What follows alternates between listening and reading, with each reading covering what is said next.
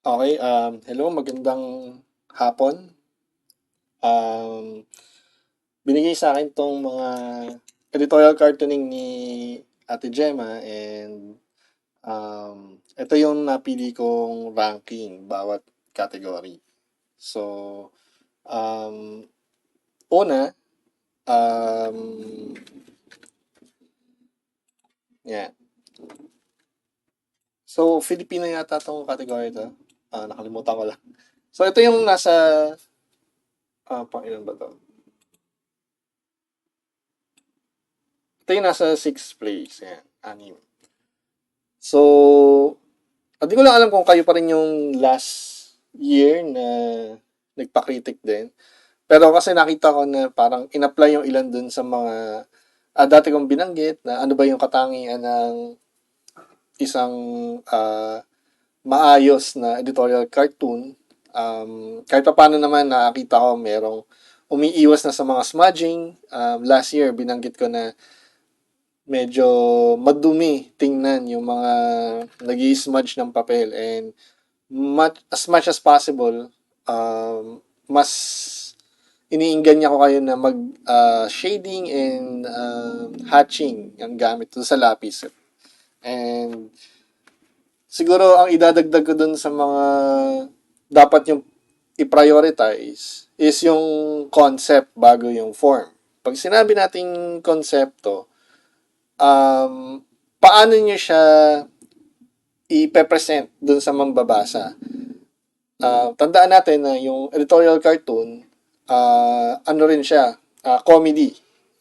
Dahil yung kalahating word ng cartoon ay lampun, which means satire. And yung caricature sa cartooning, yung uh, likeness ng isang, it's either political figure or personification nung nung halimbawa isang nation or isang particular na organization. So doon tayo mas magpa-prioritize. Kaya minsan sa mga training namin before sa ibang mga eskwelahan, binibigyan lang namin ng 15 minutes bawat topic yung aming tinuturuan. Later mo na i-refine yung drawing mo kasi sa actual na competition naman, meron kang isang oras para mag-drawing ng isang topic lang. So, mas gusto naming mahasa yung mga pinandalaban namin doon sa conceptualization. So, magandang practice. Mag-conceptualize muna kayo, mga outside the box na mga concept, drawing styles, or drawing symbols. At the same time, paano siya ipepresent? Pangalawa na lang yung gaano kaganda yung drawing ninyo. Kasi minsan, maganda nga yung drawing, but nalolos naman doon sa concept kasi parang hindi siya maintindihan. O minsan, walang side na pinipilian kasi ang cartooning is an opinion pa rin. So, meron siyang side na kailangan kinikilingan nyo. Kapag parang patas lang yung dalawang parties na nagtatalo, dalawang arguments, para lang kayo neutral. So, hindi siya masasabing editorial per se. Mas ano lang siya, parang balancing news lang. So, ito yung napili kong pang sixth. Kasi, ang hinahanap ko siguro dito do sa isang character, which is, ang topic nyo ay West Philippine Sea, di ba? And, kahit pa paano, napakita niya na parang siyang walang hanggang gulo eh. Parang naghahabulan lang at tayo yung laging hinahabol, yung Pilipinas. Ang isa sigurong hinahanap ko dito sa particular na drawing o dibuho is yung gaano ba kalakas yung katunggali nung Pilipinas. Teka, hindi pala ano yung ating pen. Wait. So, halimbawa, itong figure ng China, mas iniisip ko na maaring mas malaki yung kanyang roller coaster. Uh, Tapos maliit lang tong sa Pinas na parang kariton lang na ginagamit sa Riles dito sa Pilipinas, yung parang flatbed lang na tinutulak na parang malaking skateboard. Kontra dun sa isang demaki ng malatangking water cannon ng China. Kasi sa ngayon, gano'n naman yung sitwasyon natin. Kasi sobrang liit nga ng Pilipinas kumpara sa China. Gano'n ka missed match yung labanan. Yung tipong underdog tayo. Talon-talo tayo. Kaya isa 'yon sa mga isa 'yon sa mga nakikita kong pwedeng i-improve doon sa drawing na to. Ipakita din yung scale kung gaano kalaki yung difference in terms of power nung kalaban. And in terms of ano yung ginagawa ng Pilipinas to overcome it, na pwedeng ipakita na mas nahihirapan yung mga Pilipino kumpara doon sa China, na pwedeng hindi lang isa yung nagtutulak nung kariton para umikot. Tapos ito namang sa China, parang the machine, parang automatic, isa lang yung nag-ooperate. Tapos parang hindi siya nahihirapan, parang naglalaro lang siya, para tayong pinaglalaroan lang. So, isa yun sa mga for improvement na pwedeng gawin doon sa concept na to. Okay, doon naman tayo sa pang-5. Okay, dito naman sa concept na to, medyo weak siya. Actually, medyo para takin, pareho lang sila nung nauna, number 6. Kasi nga, in terms of messaging, medyo weak yung concept. Kasi para siya na naghahati lang sa isang piraso ng pizza. Siguro, to improve yung concept na to, maganda siguro meron siyang pizza box dito. Na tipong yun yung kunwaring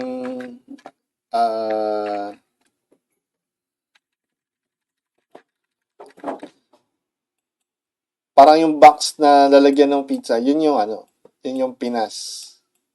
Kasi part lang naman yung pinag-aawayan eh. Pwedeng bukas na yung box.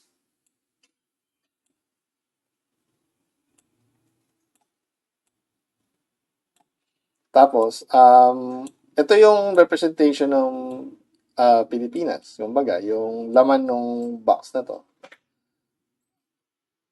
Tapos pwedeng may cut lang siya dito. Yeah. Kumbaga, yun yung pinag-aawayan. Yung isang maliit na piraso lang nung Pinas. Ganun. Pero sa atin nga, hindi masyadong halata na Chinese yung kalaban natin. Parang ordinaryong tao lang. Kasi hanggat maaari, wag nang lagyan ng label kapag obvious naman. Halimbawa, itong Pilipinong may salakot. Obvious ng Pilipinas yung nire-represent niya eh. Pwedeng mas pinaliit siya kunwari. Tapos ito, maskuladong malaking lalaki na nakapang Chinese na outfit para magmukha siyang Chinese. Then, ang kailangan mo na lang ilagay dito, yung text ng West Philippine Sea o WPS. Kasi, obviously na kung nasaan na yung yung mga characters dun sa drawing. So, hindi mo na kailangan siya lagyan ng sulat na Pilipinas, na China. Yun. So, sana, makapag-isip pa ng ibang mga konsepto para dito. And, yun nga, ito yung pang 5th. Halos konti lang yung difference nila doon sa pang 6. Kaya lang ito ang napunta sa pang 5th medyo mas maayos yung drawing compared doon sa naisa. Okay? So, yun sa pang-4 naman, oops, tagal natin yung pizza. Yan. Doon sa pang-4, hindi kasi siya typical na na symbolism para sa akin. Kaya medyo inangat-angat ko siya ng konti. Kasi nga yung barko ng Coast Guard parang tinutugis yung maliit na isda or parang dolphin nga yata to eh. na Philippine Coast Guard. Parang ganun yung kanyang simbolismo na isang malaking barko na sasagasa doon sa isang maliit na isda. And alam naman natin kung ano ginagawa doon sa mga isda. Eh, usually, ang mga barkong pantubig, usually yun yung nahuhuli na isda. So, in terms of power, meron kang makikita na alam mo na kung sino yung Llamado at saka sino yung Dejado doon sa pagitan nitong dalawa. Kaya, siya yung nalagay ko sa uh, fourth place. Siguro, to improve doon sa, to improve doon sa quality ng drawing, um, siguro, matutunan pa natin paano ang tawag doon, i-symbolize yung mga waves. Pwede tayong gumamit ng iba. Itong style ng wave na to, mas nakikita ko siya sa mga Japanese paintings, mga ganyan. Pwede naman yung um, simpleng wave lang. Kaya purahin lang natin.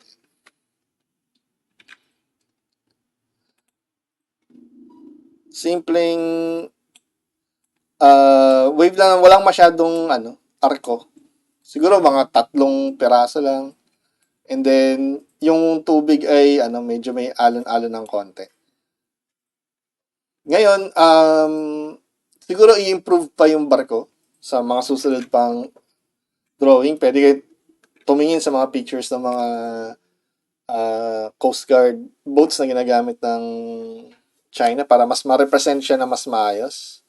Ano yung shape, ano yung mga details. Sabi nga, details is, the devil is in the details. So, kung meron kayong 15 minuto para mag-conceptualize, ubusin nyo yung natitirang 45 minutes para lagyan siya ng mga detalye. Halimbawa, mga bintana dito, kunwari, hanggang sa mapuno natin yan, sa mahaba, para mas magmukha siyang barko. Yun. So, pwede rin lagyan siya ng angkla o yung anchor. Sensya na, mouse lang yung gamit dito sa unahan. To represent yung barko mas properly. Yun. So, doon naman sa pang-third, ito, nagagandahan ako doon sa kanyang representation kasi parang sa kanya, parang away bata lang yung yung nangyayari sa West Philippine Sea. Na yung isa, which is yung Pilipino, yung baby, nakaupo. Tapos ang nakatayo, China. To improve yung concept, mas maganda yung China is a grown man. Yung sabihin, pwedeng matandang lalaki na siya ng, let's say, nasa 30s, tapos ang inaawa niya yung maliit na baby. Di ba? Kasi, yung power scaling, magiging threatening. Kung ihahambing natin yan sa mga pelikula, kunwari, or sa mga palabas sa TV, like for example, sa mga anime, yung itsura ng malaking katawan na muscle guy, na mga katulad nila Taguro, kunwari, kumpara doon sa isang teenager style na maliit lang yung katawan, na hindi mo mukhang malakas, makikita mo, meron kang immediate threat na nararamdaman. Kasi nga, feeling mo na matatalo yung isa dahil lang sa physical difference ng dalawa. And maganda na ginamit niyang symbolism dito is basketball. So, to improve pa, okay yung salakot, di niya na kailangan ilagay yung word na Filipino o Pilipinas. Doon sa China, siguro yung baby nilagyan niya ng ng costume na pang Chinese, tapos pwedeng may chupon para magkaiba naman. Tapos di niya kailangan ilagay yung word na China. Pero nagustuhan ko rin na nag-effort siya na gumawa ng lettering na to. And yun yung commendable kasi yung iba kasi susulat lang katulad nitong West Philippine Sea na to, tsaka sa mga naunang example. Pero at least ito, meron siyang stylized na text. Tapos hindi siya diretso lang. Kumbaga, bend yung letters, Kaya merong action. Yan. And dun naman sa pang second, ito, simple lang eh. Tapos, ang estilo pa niya, lumabas yung kamay ng China doon sa frame.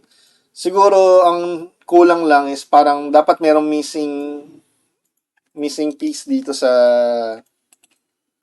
Pilipinas. May parang pinagtanggalan eh. So, pwedeng may nawawalang piraso dito. Pwedeng dark lang yung black. Pwedeng ma-black. Kasi parang mayroon siyang kinuha. Yan. Parang ganyan yung dating na parang for improvement. Then maganda na yung mismong puzzle, maraming puzzle piece. Like, makakabuo ka ng silhouette kunwari ng Luzon. So, ito yung Palawan. Kunwari lang naman. Tapos Mindanao. Tapos meron siyang tinanggal dito na isang part na which is parte pala ng Pilipinas. So, magandang representation yun nung may kinukuha at hindi na kompleto yung puzzle piece. So, for improvement din yung shading, yung cross-hatching, siguro mas kahit wala na to, yung mga nasa gilid na to, parang di na siya needed. And, so far, ito kasi yung pinaka-simple at saka pinaka-madaling pumukaw ng attention ko kasi kapag pupunta kayo sa mga contest na ganyan, isipin nyo kung ano yung gagawin ng kalaban nyo, ano yung representation ng at symbolism na gagamitin nila, tas wag yung gamitin yun. Kasi katulad nito, puzzle piece, and then yung mga naunang nagpasa, usually tao, naghahabulan, dalawang tao naghahabulan. Kumbaga masyado ng ano yun, obvious. So ito, dahil fresh siya sa mata ko, ito yung mas inangat ko kahit kung tutusin, mas magaling yung drawing doon sa third place, di ba? Pero sabi ko nga, concept muna, tapos yung form yung magfa-follow later. And syempre, yung para sa akin, number 1, ay itong isda. Okay? Kasi ano rin eh, marami siyang ini-explain, like for example, ano ba yung mawawala sa Pilipinas? Yun nga, which is yung mga isda na hina-harvest para sa atin for our consumption. And siguro ngayon nararamdaman nyo na napakamahal na ng isda sa palengke.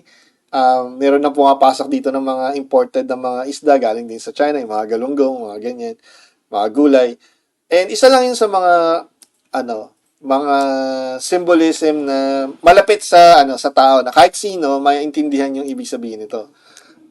For improvement, siguro itong sa Pilipinas, pwedeng mas liitan pa yung hook, 'di ba? Para mas makita yung discrepancy in terms of size o kakayanan ng China versus sa Pilipinas. So, kasi minsan baka isipin kasi perspective pero mas magkasing laki lang sila. Pero dito obvious naman na maliit itong isa pero kung lilitan pa ng todo, minsan parang ganito lang siya kaliit. Mas makikita yung discrepancy in size. Kasi baka mapagkamalan siya na it's a perspective thing. Ganun. Siguro, nakulangan lang ako doon sa palikpik dito nung isda. Parang kakang wala siyang palikpik sa gilid. So, di siya makakalangoy. Yun lang yung nakulangan ako. Pero, isa pang pwedeng i-improve dito is yung expression ng isda. Kasi mas malaki yung ino-offer nung China. So, yung reaction niya, mas masarap, mas malaki. Pwede yung dila niya, nakalabas na ganun. Yung ba, mas naaakit doon sa China yung isda. So, yun. And so far, ito yung para masasabi ko, in terms of quality ng drawing, mukha talaga siyang professionally made na editorial cartoon na mababasa ko sa mga dyaryo. Para nga siyang may dating ng Inquirer eh. Yun yung isa ko napansin. And then nakakatuwa na inilabas niya yung tanse tsaka yung bubbles na konti doon sa frame. Pero hindi siya masyadong kumbaga subtle lang. Kaya maganda yung yung kinalabasan. Yon. So doon naman sa kabilang category, excuse me po. Yan. Ito yata English. So excuse. Ito yung napili ko na pang-anim. Dito kasi medyo para sa akin hindi masyado malinaw yung simbolismo kasi hindi ko alam kung ito bang ay isang barrel o isang mallet. Pag sinabi nating mallet, yun yung kahoy na martilyo. Pag sinabi nating barrel, may butas yun sa loob, tas parang kinakapture sa loob. So, para sa hindi siya malinaw kung ito ba ay texture niya ay sa barrel or tinupokpok na ng mallet or ng martilyong kahoy. Kaya ito yung nailagay ko doon sa pinaka panghuli. Tas rito medyo madumi. So iwasan po natin na mag-smudge. Pwede tayo magpatong ng isa pang paper over doon sa parts na dodrawingan natin para hindi nakakayod yung nung kamay natin yung pencil. So, doon naman sa number 5, ito yung nilagay ko sa number 5 kasi una, medyo madumi yung makikita nyo, medyo madungis, hindi tuloy malinaw yung kamay. Ito rin yung napili ko dun sa panglima kasi obvious na to. Kumbaga, kung merong 100 estudyante na lalaban, ito yung topic. Ito yung mga unang obvious na mga ideas. So, ito na yung hindi mo gagawin. Kasi, panigurado, sa 100 kakompetensya mo, mayroong 10 o 20 na makakaisip nito. So, para umangat ka dun sa paningin ng judges, kailangan meron kang something na makakaagaw pansin. Katulad doon sa unang category, yun nga. Dahil, kung mapapansin nyo, yung nasa top 2, walang taong walang tao na ginamit doon sa mga simbolismo kasi hindi naman kailangan. Okay? So, number 4, eto. Nilagay ko siya sa pang-apat kasi para sa akin, hindi malinaw yung symbolism dito na ginagamit. Kasi parang hindi yata West Philippine Sea yung pinag-uusapan dito kundi yung dating basketball tournament na nanalo tayo against sa China, tas parang madaming issue, parang gusto mabuhin pa sa atin yun. Kasi parang ganoon yung dating. Dahil yung West Philippine Sea, sa atin na talaga, mas appropriate na parang kinukuha niya, kunwari, ang kinukuha ng China hindi yung medal, kundi part na nung damit talaga nung Pilipino. For example, yung scarf niya, di ba sa drawing ng mga Pinoy, yung usual na iconic na Pilipino, meron siyang suit na na scarf.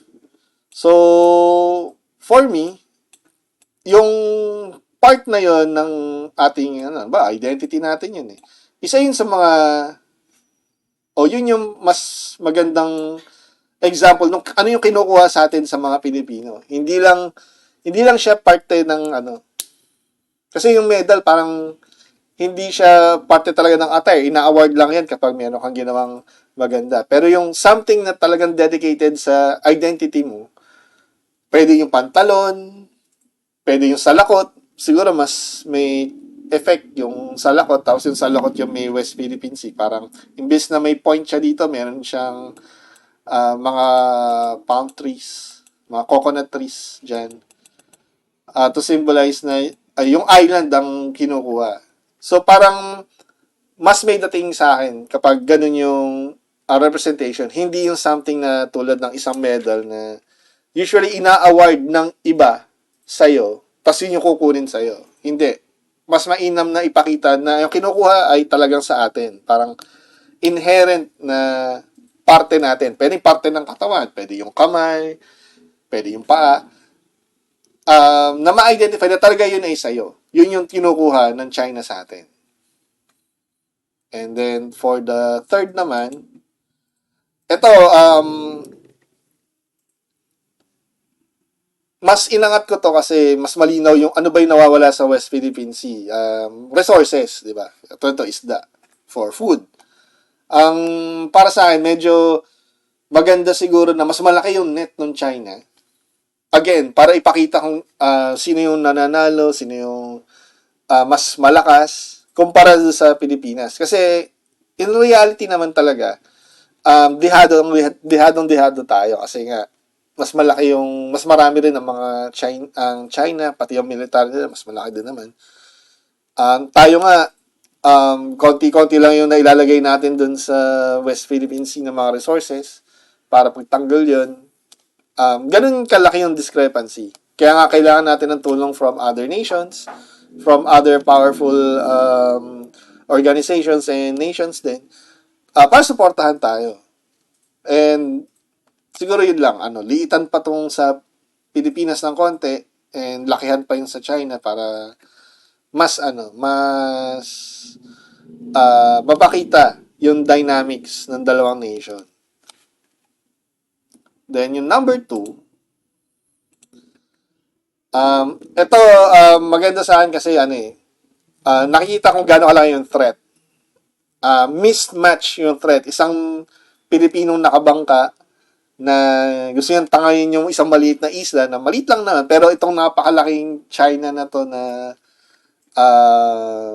shark o pating kayang-kaya siyang lamunin yung isla at saka yung tao. Ganitong scale yung tinutukoy ko na sanang ginamit doon sa mga nauna. Kasi maganda yung representation.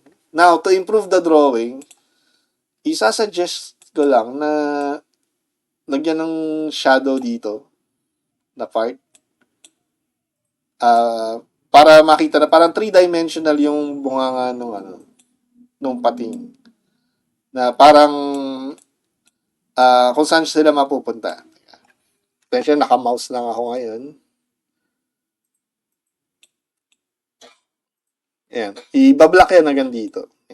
Para makita na doon sila papasok sa loob nito. Yun lang yung nakikita kong pwede for improvement. And then, sana i-retain yung box. Pwedeng kapalan pa yung box dito. Then, pwede naman nakalabas doon kunwari yung shark. Pwede naman yun. Pero, siguro kasi di masyado makita yung boundaries. Yeah. And maganda naman yung pagkakadrawing niya doon sa tao. Kung titinan niyo itong mabuti, makikita niyo na maganda yung style ng drawing niya. Wala siyang kahalintulad. Plus maganda yung expression. Yan. And then yung sa number 1, kasi nga concept yung una kong tinitingnan eh. Mas maganda talaga yung drawing nung nag-number 2, kung tutusin. Pero doon sa simbolismo, mas nagustuhan ko naman tong sa itong napili ko number 1. Kasi para sa akin, mabigat yung ibig sabihin nung angkla. Kasi ibig sabihin nun, may pang-aangkin. Kasi kapag nag-angkla ka doon, ibig sabihin, doon ka na permanente eh. Hindi ka na aalis. Kaya ka nagbababa ng angkla doon sa isang lugar para ka magstay, para hindi ka na mag-drift palayo pa. At makikita dito yung yung Pilipino na napakaliit, pero still, makikita mo yung detail nung salakot, yung taong maliit na silhouette lang kung tutusin, plus yung maliit na isla na parang ang laki-laki ng China pero ang liit-liit nung isla na gusto niyang mag-angkla siya doon. Tapos yung maliit lang din yung taong pumipigil. Pero merong, makikita mo kasi doon sa body language, kahit wala siyang expression wala siyang mata, wala siyang bibig, pero doon sa body language na totally pinupush niya yung malaking metal na angkla na to. For improvement, siguro, sana tinapos niya yung chain. Sana kinumpleto niya yung chain. Para makita yung, yung hangganan. Yan. Kahit hindi na pinakita yung barko kasi again, yun na yung karamihan ng gagawin ng iba Maglalagay ng boat, inaasahan ko na yan. Maglalagay ng island, inaasahan ko na yan. Maglalagay ng, tawag dito, ng tao, inaasahan ko na yan. Pero yung pagkakagawa niya dito, hindi siya typical. Hindi siya yung typical na tao na makikita mo yung expression, kasi hindi niya kailangan ipakita yung muka. Ang kailangan niya ipakita yung body language. Hindi niya kailangan lagyan to ng mga palm tree, ng mga coconut, puno ng unyog. Kasi doon naman sa mga isla na pinaglalabanan, wala rin naman ganun Kumbaga, mas pinakita niya yung scale, kung gaano kalaki yung China, gaano kalaki yung West Philippine Sea, at pati yung force na inilalaban against doon sa force ng China. So, ito yung napili kong number 1. Siguro, at kung meron man ako bibigay na payo dun sa mga sasabak sa presscon, maghanap pa kayo ng mga topics na pwedeng gamitin sa mga sa mga contest. Isa dun sa mga mainit na usapin ngayon is halimbawa yung sa sa sarili daw ng Mindanao. Kung aware kayo doon sa issue, kasi meron din naman kaming tinetrain sa ibang lugar. Tapos isa to sa mga ni-raise na topic mismo ng mga estudyante na parang aware sila doon sa topic or doon sa situation. And maganda rin na instead na maging typical yung representation nyo ng si Digong, si Bongbong, nag-aaway, mas geographically ipakita. Ang isa sa mga naging example namin nun is, uso kasi ngayon ng drama, di ba? Ang daming mga drama yan mula hapon, hanggang gabi, may mga palabas sa TV na puro drama. So, ang isa sa mga issues daw kasi ng Mindanao is kakayanin ba ng Mindanao na magsarili in the first place? Kasi ang naiisip ng mga bata noon sa Malolos is parang mag-asawa maghihiwalay. So, naisip namin noon, lalagyan lang namin siya actually ng malaking ilong dito na parang ilong ni Digong. Ating wrinkles.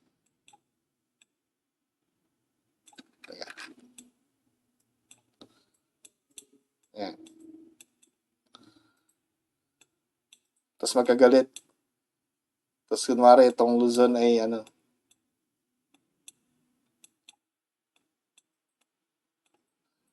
So meron lang silang dialogue.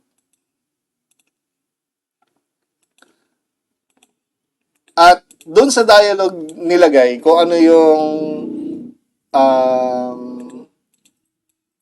position or opinion ng mga bata na una, kakayanin ba ng Mindanao na wala ang the rest of the Philippines. Kasi may ano eh. So, pwedeng dial dito. Ayoko na sa'yo.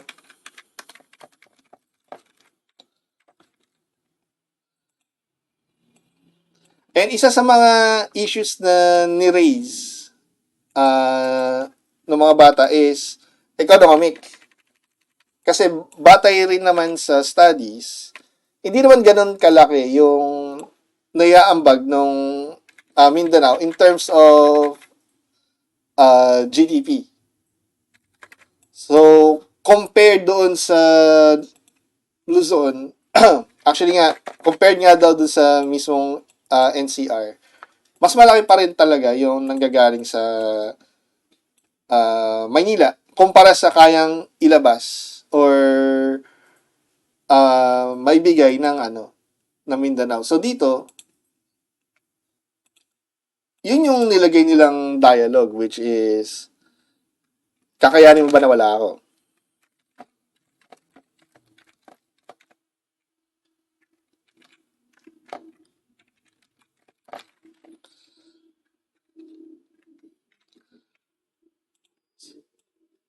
So, pwedeng ganyan lang kasimple yung drawing, walang masyadong cheche-boreche.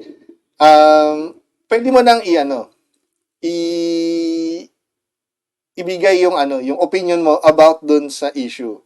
Pangalawa, sinabi, may isa pang choice na ang sabi tungkol naman dun sa peace and order situation sa Mindanao. Kasi alam naman natin na hanggang ngayon, meron pa rin namang meron pa rin namang mga tribal wars sa Mindanao, meron pa rin armed conflict, tapos meron pang BARM, di ba? Kung saan merong part ng Mindanao na gusto na may autonomy o autonomous sila sa the rest of dahil sa religious and other circumstances. So, pwedeng dito sa loob ng Mindanao, meron pa ring mga skirmishes. Pag sinabi nating skirmishes, yung mga maliliit na violent na hindi naman full-fledged na war, pero pwede may mga dito, may mga nagbobombahan pa rin dyan, maliliit.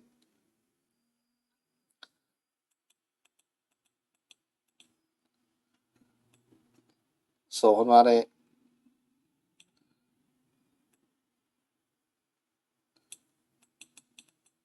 pwedeng pakita din na mayroong pang mga tangke,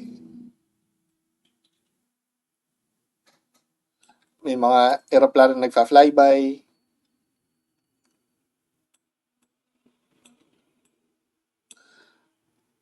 Tapos, ang dialogue, syempre different. Kasi iba na yung iba na yung point eh. Hindi na economic eh. More on, ang dialogue na binigay nung estudyante namin nun is, kung yung sarili mo nga, di mo kayang ayusin. Or, yun ba yung tamang word na binigay niya? Yun, kung sarili mo nga, di mo maalagaan.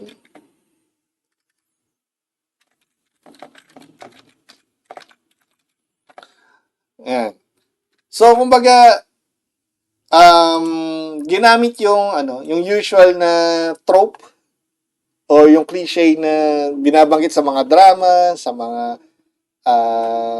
teleserye, na pinakita parang relationship kasi, relasyon ng Luzon, Visayas sa Mindanao.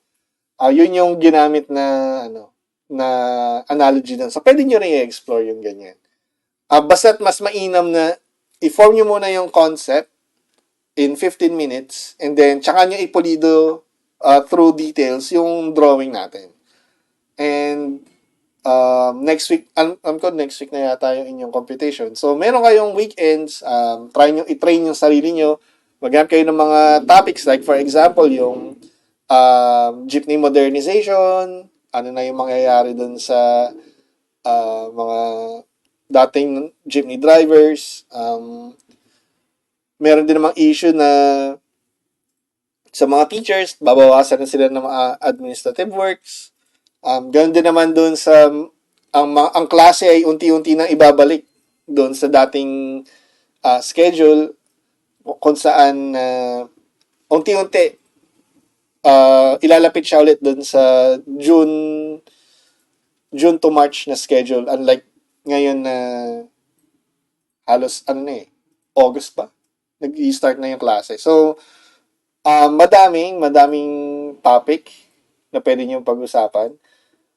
Ganun din yung uso rin naman na hiwalayan, yung unit team nabiyak na. Mas nauna pa sa Katniel. So, pwede nyo rin ano yun, gawa ng editorial cartoon. So, yun. So, maraming salamat sa pag-anyaya sa akin na mag-critic para sa hapon na to. And sana sa susunod makita namin na meron nakapasok sa inyo